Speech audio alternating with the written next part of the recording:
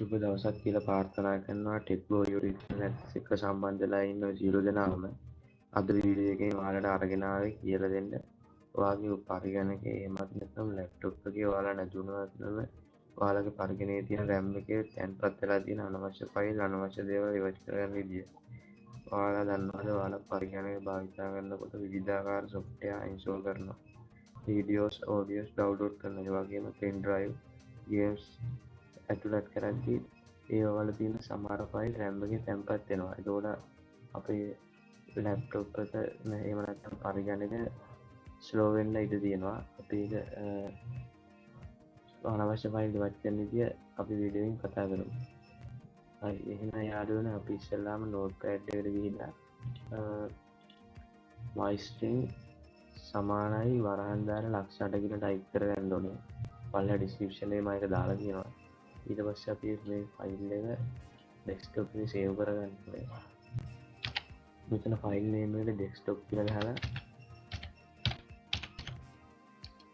ටිකක් තියලා dbs කියලා ටයිප් කරන්න ඕනේ. ඊට පස්සේ ෆයිල් එක සේව් කරගන්න ඕනේ. හරි ඊට පස්සේ අපි සේව් කරලා ෆයිල් එක පින් කරලා ගිහලා මේක දෙපාරක් විතර ක්ලික් කරාම ඉබේම අපේ RAM එක ක්ලීන් වෙනවා.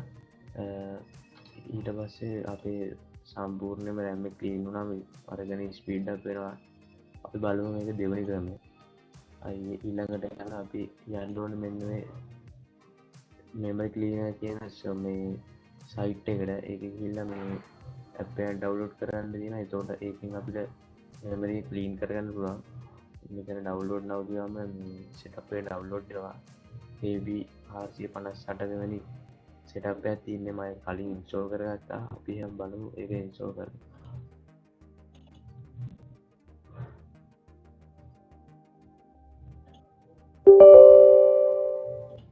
හරි යාළුවනේ ඊට පස්සේ මේ setup එක install කරගන්න ඕනේ. මම කලින් install කරගත්තා.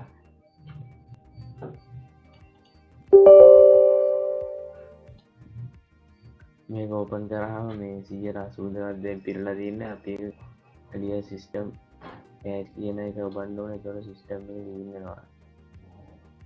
ඒතකොට අපේ RAM එකේ තියෙන අනවශ්‍ය ෆයිල් ඉවත් වෙනවා. පරිගණකයයි ලැප්ටොප් එකේ ස්පීඩ් අප් වෙනවා. ඉතින් යාළුවනේ තවත් මේ වීඩියෝ බලන්න අවශ්‍ය නම් ටෙක්බෝ YouTube channel එක subscribe කරන්න. යාළුවන්ටත් බලන්න share කරන්න. සුබ දවසක්.